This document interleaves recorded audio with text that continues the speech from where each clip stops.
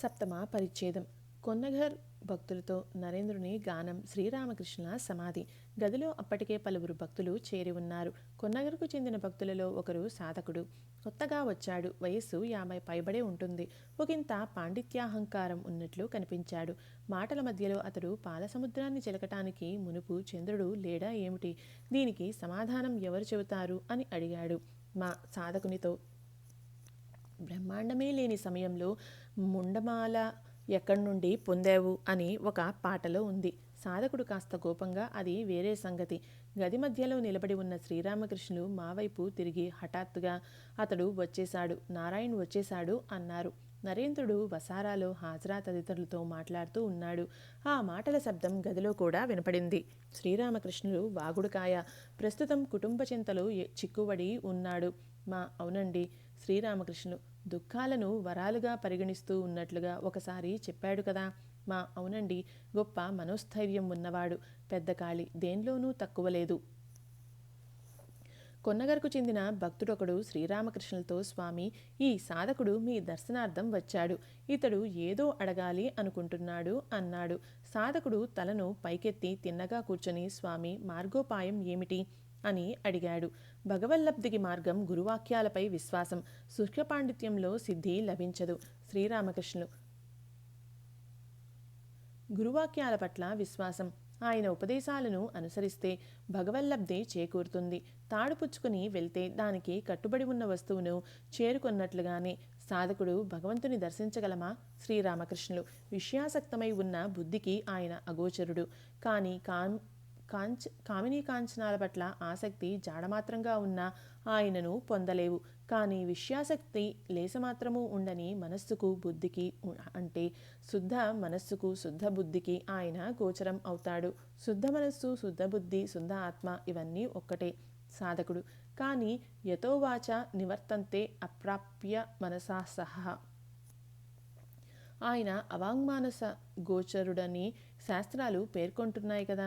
శ్రీరామకృష్ణులు ఓ చాలు చాలు. సాధనలను అనుష్ఠించకుండా శాస్త్రమర్మాలు తెలుసుకోలేవు. సిద్ధి వంగభాషలో భంగును సిద్ధి అంటారు అనటంతో ఏదైనా సంభవిస్తుందా? పండితులు శ్లోకాలను గడగడ ఒప్పగిస్తారు. కానీ ఏం ప్రయోజనం? సిద్ధిని దేహం మీద పూసుకున్నప్పటికీ ఏమీ జరగదు. దాన్ని మింగాలి. పాలలో వెన్న ఉంది, పాలలో వెన్న ఉంది అంటూ పదే పదే పలకటం వల్ల ప్రయోజనం ఏమిటి?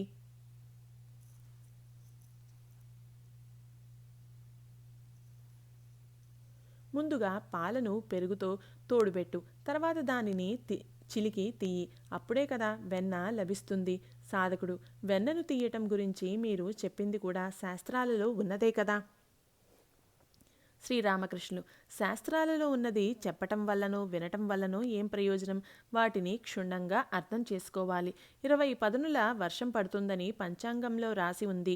అందుకని పంచాంగాన్ని పిండితే ఒక్క చుక్క నీరు కూడా రాలదు. సాధకుడు వెన్న తీయాలి అన్నారే, మరైతే మీరు తీశారా? శ్రీరామకృష్ణులు నేను ఏం చేశాను, ఏం చేయలేదు అన్న విషయం అసంగతం.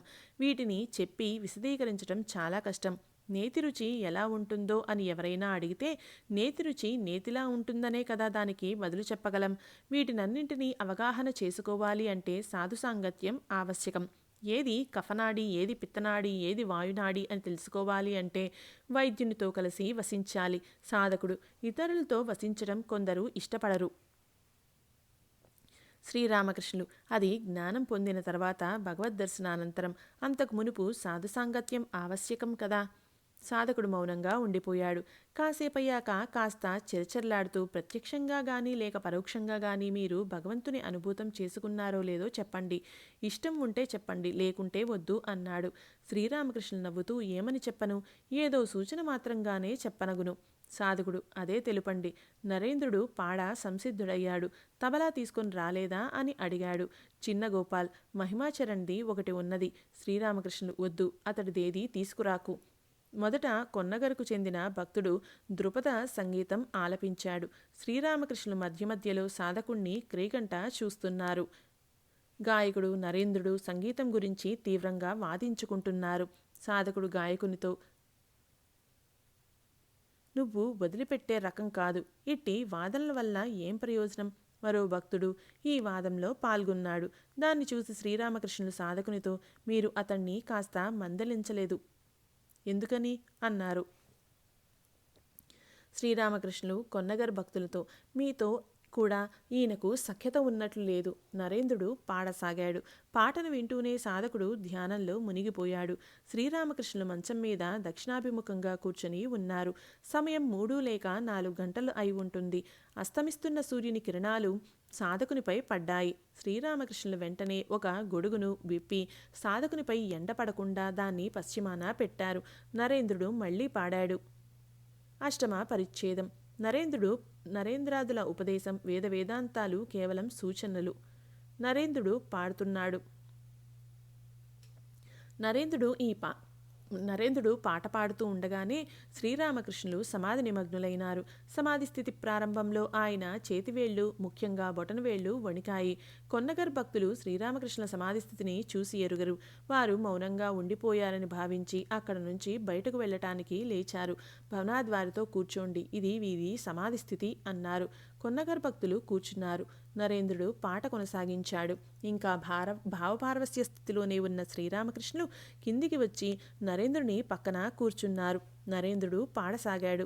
చివరి చరణం వింటూ ఉండగానే శ్రీరామకృష్ణులు లేచి నిలబడి సమాధి నిమగ్నులయ్యారు.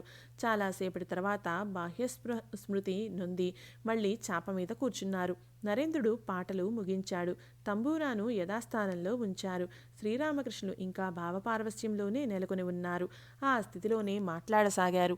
అమ్మా, ఇదేమిటో నాకు తెలియచేయి. పెరుగును చిలికి వెన్న తీసి నోటికి అందించాలా? చెరువులో ఎరను వెయ్యరు. దాన్ని పట్టుకుని ఒడ్డున వేచి ఉండరు. కానీ చేపను పట్టి వారి చేతుల్లో పెట్టాలి.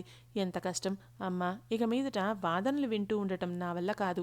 ఈ ధూర్తులు అంత భారాన్ని నా మీదే మోపుతున్నారు. ఎంత కష్టం! అన్నింటినీ విదిలించుకుంటాను.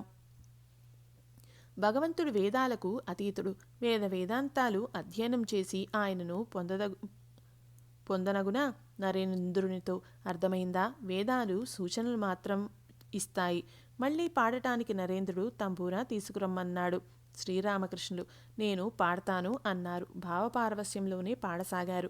పాట పూర్తయ్యాక, అమ్మ, నన్ను ఎందుకు వాదింపచేస్తున్నావు అని శ్రీరామకృష్ణులు అడిగారు. మళ్ళీ పాడసాగారు. శ్రీరామకృష్ణులు ఇలా అన్నారు, నేను స్పృహలోనే ఉన్నాను, కానీ భావపారవస్య స్థితిలోనే ఈ పాట పాడారు. తర్వాత, అమ్మ, వాదనలను ఇకపై నేను వినలేను అన్నారు శ్రీరామకృష్ణులు. నరేంద్రుడు పాడసాగాడు. శ్రీరామకృష్ణులు చిరునవ్వుతో, అమ్మ, నన్ను పిచ్చివాణ్ణి చేసివేయి. జ్ఞాన విచారణ చేసి, శాస్త్ర విచారణ చేసి భగవల్లాభం పొందలేం అన్నారు. కొన్నగర్ గాయకుని శాస్త్రీయ సంగీతాన్ని, రాగాలాపనను విని శ్రీరామకృష్ణులు ఆనందించారు. వినయంగా గాయకుణ్ణి, అయ్యా, ఆనందమయి అయిన జగజ్జననిపై ఒక పాట పాడు అని కోరారు. గాయకుడు, మహాశయ, మన్నించండి. శ్రీరామకృష్ణులు చేతులు జోడించి పదే పదే నమస్కరిస్తూ గాయకునితో, లేదయ్యా, ఈ విషయంలో నేను నిన్ను బలవంత పెట్టవచ్చు అంటూ గోపికాభావంలో పాడారు. పిదప గాయకునితో, అయ్యా, నువ్వు బ్రహ్మమయి తనయుడవు. ఆమె ప్రతి జీవిలోనూ వసిస్తూ ఉన్నది. నిన్ను కోరే హక్కు ఉంది. పల్లెటూరి వాడొకడు గురువుతో మిమ్మల్ని కొట్టి మంత్రదీక్ష పుచ్చుకుంటాను అని అన్నాడు. గాయకుడు నవ్వుతూ, చెప్పుతో కొట్టా? శ్రీరామకృష్ణులు నవ్వుతూ, అంత దూరం పోనక్కర్లేదు అన్నారు. మళ్ళీ భావపారవస్య స్థితిలో మునిగిపోయి, ప్రవర్తకుడు, సాధకుడు, సిద్ధసిద్ధుడు అన్నారు. నువ్వు సిద్ధసిద్ధుడవా? పోనీ నువ్వు పాడు. గాయకుడు రాగాలాపన చేసి ఒక పాటను పాడాడు. శ్రీరామకృష్ణులు, అయ్యా, దీనివలన ఆనందం కలుగుతోంది. పాట పూర్తయింది. కొన్నగర్ భక్తులు శ్రీరామకృష్ణులకు ప్రణామం చేసి సెలవు పుచ్చుకున్నారు. సాధకుడు కూడా చేతులు జోడించి ప్రణామం చేసి, గోసాయి గారు, వెళ్ళి వస్తాను అన్నాడు.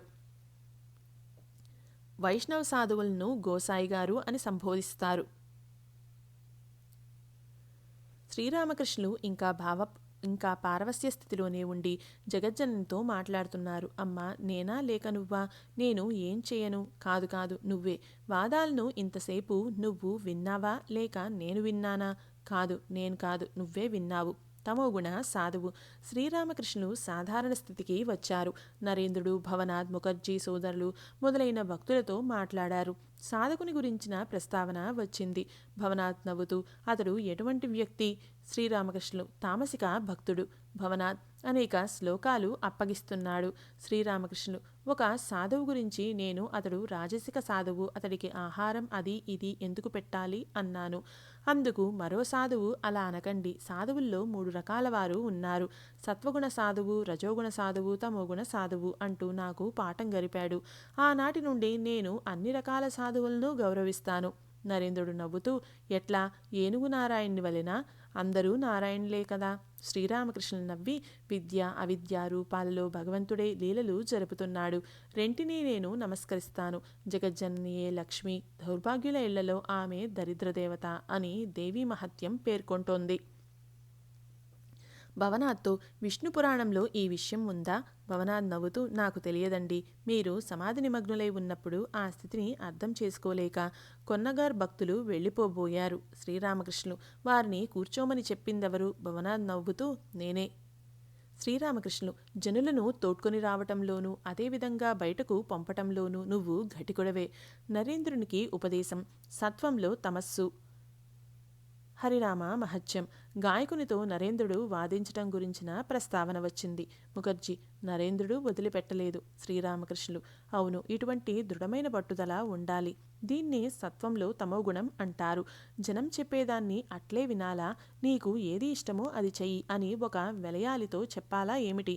ఆమె పలుకులు వినాలా ఏమిటి? ఒకసారి రాధకు కోపం వచ్చింది. ఒక సఖి రాధకు అహంకారం వచ్చేసింది అన్నదట. అందుకు మరో సఖి, ఈ అహం ఎవరిదనుకుంటున్నావు? ఇది శ్రీకృష్ణుడి అహమే సుమా. ఆమె కృష్ణుని అహం చేత గర్వితురాలు అయింది అన్నది. తర్వాత హరినామ మహత్యాన్ని గురించిన ప్రస్తావన వచ్చింది. భవనాథ్, హరినామస్మరణతో నా దేహం అట్లే తేలిక అయినట్లుగా తోస్తున్నది. శ్రీరామకృష్ణులు, పాపాన్ని పరిహరించేదెవరో ఆయనే హరి. హరి త్రితాపాలను, ఆధ్యాత్మికం మన వల్ల కలిగే బాధ, ఆది భౌతికం ఇతరులచే కలిగే బాధ, ఆది దైవికం ప్రకృతి శక్తులచే కలిగే బాధ హరిస్తాడు. చైతన్య మహాప్రభువు హరినామాన్ని ప్రచారం చేశాడు. అందుచేత అది మంచిదే అయి ఉండాలి. ఆయన ఎంత గొప్ప పండితుడు, అవతార పురుషుడు కూడా. ఆయన ప్రచారం చేసినందున అది మంచిది. నవ్వుతూ, ఒకప్పుడు పల్లెటూరి వాళ్ళు కొందరు ఒక విందుకు హాజరైనారు. వారిని, మీరు మారేడు పండు పచ్చడి తింటారా అని అడిగేసరికి వారు, పెద్ద మనుషులు తిన్నారా? అలా అయితే మాకు వడ్డించండి. వాళ్ళు తిని ఉంటే అది తప్పక రుచికరంగానే ఉంటుంది అని అన్నారు. అందరూ నవ్వారు. శ్రీరామకృష్ణులు శివనాథ శాస్త్రిని చూడగోరారు. అందుకే ముఖర్జీతో, ఒకసారి శివనాథ్ను చూసి రావాలి. మీ బండిలో నన్ను తోడ్కొని వెళ్తే బాడుగా బండిని ఏర్పాటు చేసుకోవడం తప్పుతుంది అన్నాను. ముఖర్జీ, అలాగేనండి, ఒకరోజు ఏర్పాటు చేస్తాం. శ్రీరామకృష్ణుల భక్తులతో మంచిది. వాళ్ళు నన్ను లైక్ చేస్తారా? వాళ్ళు అనగా బ్రహ్మ సమాజస్థులు సాకారవాదులను విమర్శిస్తారే. మహేంద్ర ముఖర్జీ తీర్థయాత్రలకు పోవనున్నాడు. ఆ సంగతి శ్రీరామకృష్ణులకు తెలిపాడు. శ్రీరామకృష్ణులు నవ్వుతూ, అదెలా? భక్తి మొలక కనిపించి కనిపించకుండా ఉన్నది, అంతలోనే వెళ్ళబోతున్నావా? మొదట మొలక, పెదప చెట్టు, ఆ తర్వాత పళ్ళు. ఇప్పుడే నీతో 4 మాటలు మాట్లాడాను మహేంద్ర స్వామి. కాస్త తిరిగి రావాలనే ఆసక్తి వచ్చేసింది. త్వరలోనే తిరిగి వస్తాను. 9వ పరిచ్ఛేదం. నరేంద్రుని భక్తి. యదుమల్లిక్ తోటలో శ్రీరామకృష్ణులు. సాయంత్రం 5 గంటలు అయి ఉంటుంది. శ్రీరామకృష్ణులు లేచారు. భక్తులు తోటలో పచార్లు చేస్తూ ఉన్నారు. పలువురు సెలవు పుచ్చుకున్నారు. శ్రీరామకృష్ణులు ఉత్తరం వైపునున్న వసారాలో హాజరాతో మాట్లాడుతూ ఉన్నారు. గుహవంశానికి చెందిన అన్నదా గుహ వద్దకు కొద్ది రోజులుగా నరేంద్రుడు తరచూ పోయి వస్తున్నాడు.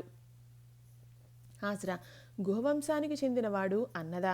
అటు కఠోర సాధనలు అనుష్ఠించినట్లుగా విన్నాను.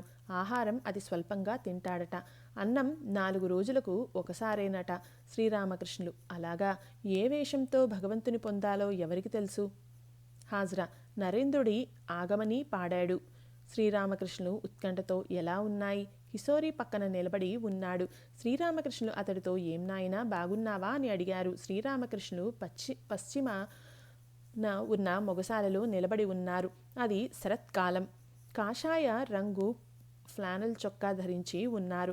నరేంద్రుడితో, నువ్వు ఆగమని పాడావా అని అడుగుతూ మొగసాల నుండి కిందికి దిగి నరేంద్రుడితో గంగా తీరానికి వెళ్లారు. మా వెంట ఉన్నాడు.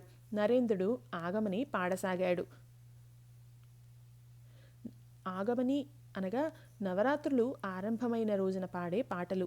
హిమవంతుని కుమార్తె అయిన ఉమా కైలాసం నుండి తన పుట్టింటికి ఏడాదికి ఒకమారు వచ్చేటప్పుడు తల్లి కుమార్తెను ఆహ్వానిస్తూ పాడే వాత్సల్య భావపు పాటలు ఇవి. శ్రీరామకృష్ణులు నిలబడే పాటను వింటున్నారు. అలాగే సమాధి నిమగ్నులు అయినారు. ఇంకా చీకటి పడలేదు. సూర్యుడు పశ్చిమాన కొద్దిగా కనపడుతున్నాడు. శ్రీరామకృష్ణులు పారవస్య స్థితిలో నిలబడి ఉన్నారు.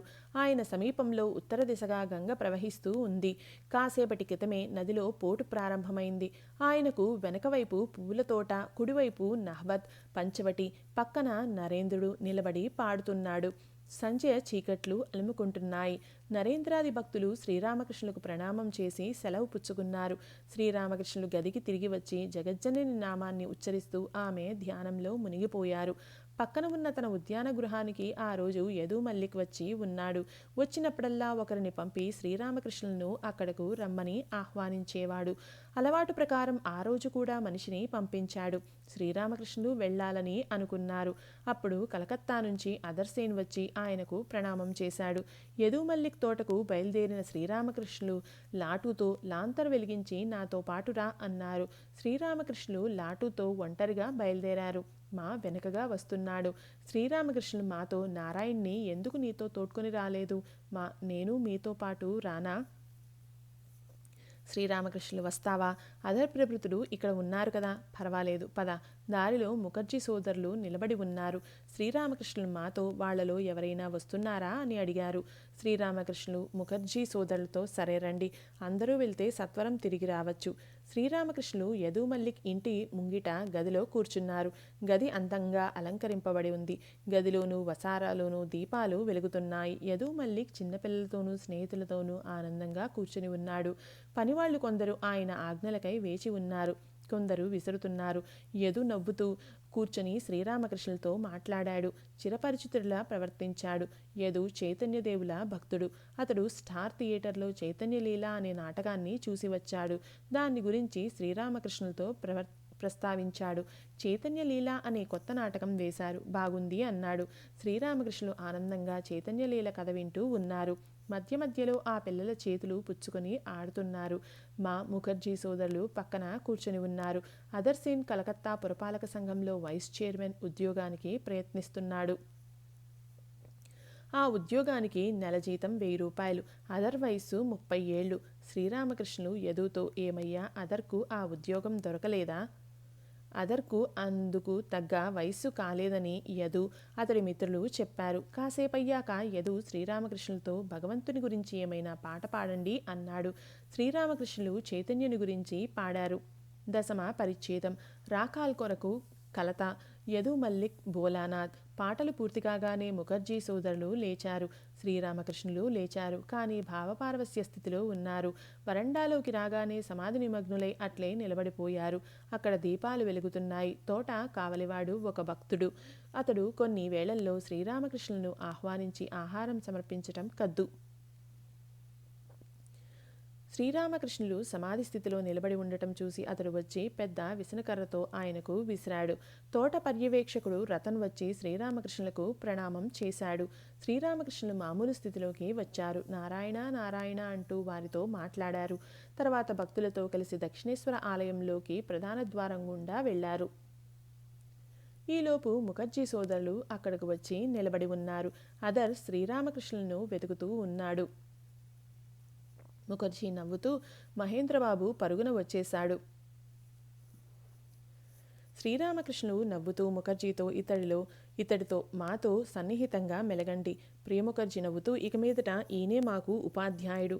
శ్రీరామకృష్ణులు గంజాయి త్రాగే వ్యక్తి అటువంటి మరో వ్యక్తిని చూస్తే సంతోషిస్తాడు. పెద్ద మనుషులు వచ్చినా కూడా పట్టించుకోడు. కానీ గంజాయి తాగేవాడు వస్తే మాత్రం అతడు అతి బీదవాడైనా సరే అతన్ని అట్లే ఆలింగనం చేసుకుంటాడు.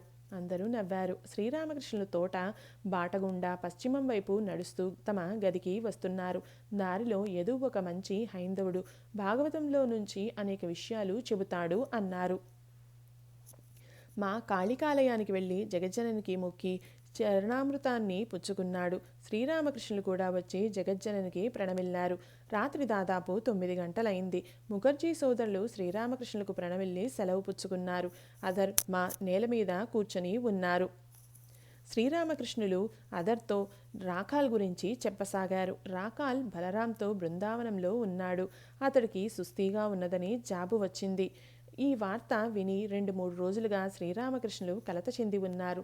మధ్యాహ్న భోజన సమయాల్లో హాజరా వద్దకెళ్ళి అతడికి ఏదైనా జరుగుతుందా అని అడిగి పసిపిల్లవాడిలా ఏడ్చారు. అదర్ రాకాల్కు రిజిస్టర్ ఉత్తరం రాశాడు. కానీ నేటి వరకు ఎలాంటి బదులు రాలేదు.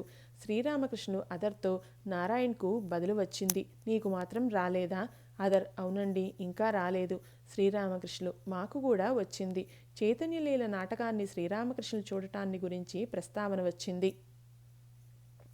శ్రీరామకృష్ణులు నవ్వుతూ రూపాయి కుర్చీలో కూర్చుంటేనే చాలు, బాగా చూడవచ్చునని యదు, ధనవంతుడైనప్పటికీ యదు మల్లిక్ మహా పిసినారి చెప్పాడు. ఒకసారి మేము పానీహాటీకి వెళ్లాలని మాట్లాడుకుంటున్నాం. ప్రయాణికులతో బాగా కెక్కిర్సి ఉన్న పడవలోనే వెళ్దామని వాదిస్తాడు యదు. అందరూ నవ్వారు. ఇంతకు మునుపు భగవంతుని గురించిన విషయాలు ఒకంత వినేవాడు. ఒక భక్తుడు అతడి వద్దకు తరచూ వెళ్లేవాడు. ఇప్పుడల్లా యదును ఎక్కువగా చూడలేకపోతున్నాను. కొందరు భట్రాజులు సదా అతన్ని పరివేష్టించి ఉన్నారు. వాళ్ళు ఇతన్ని పూర్తిగా పాడు చేశారు. యదు పరమ పిసినారి. ఇంటికి వెళ్ళగానే బండిబాడుగా ఎంత అని అడుగుతాడు. అందుకు నేను దాన్ని తెలుసుకుని నువ్వేం చేస్తావు, నువ్వు 2.5 రూపాయలు ఇస్తే చాలు అంటాను. అది వినగానే బదులు చెప్పక డబ్బు ఇచ్చేస్తాడు. 2.5 రూపాయలే. అందరూ నవ్వారు. కాళికాలయ దక్షిణపు వైపు ఒక మరుగుదొడ్డి కట్టదల్చారు. ఆ విషయంగా యదు మల్లిక్తో గొడవ జరిగింది. మరుగుదొడ్డిని ఆనుకునే యదు తోట ఉంది. ఆలయ కోశాధికారి అయిన భోలానాథ్ న్యాయమూర్తి వద్దకు వ్యాజ్యం తెచ్చాడు. అయితే వ్యాజ్యం తెచ్చాక అతడికి భయం పట్టుకుంది. అతడు శ్రీరామకృష్ణులతో దీన్ని గురించి తెలిపాడు. అందుకు ఆయన అదర్ డెప్యూటీ మ్యాజిస్ట్రేట్ అతడు వచ్చినప్పుడు అడుగుతానులే అన్నారు. రామ్ చక్రవర్తి భోలానాథ్ను శ్రీరామకృష్ణుల వద్దకు తీసుకువచ్చి అంతా వివరంగా తెలిపి వ్యాజ్యం పెట్టినప్పటి నుండి ఇతడికి భయం పట్టుకుంది అన్నాడు. శ్రీరామకృష్ణులు కలతతో పడక నుంచి లేచి నిలబడి మీరు వివరంగా అంతా అదర్కు చెప్పండి అన్నారు. అదర్ అంతా విని ఏమీ లేదు, కొద్ది కష్టంతో బయటపడవచ్చు అన్నాడు. శ్రీరామకృష్ణులకు పెద్ద భారం దించినట్లయింది. రాత్రి చాలా పొద్దుపోయింది. శ్రీరామకృష్ణులకు నమస్కరించి అదర్ సెలవు పుచ్చుకున్నాడు. శ్రీరామకృష్ణులు మాతో నారాయణ్ణి తోడ్కొనిరా అన్నారు. ఓం సమర్థ సద్గురు శ్రీ సాయినాథాయ నమః.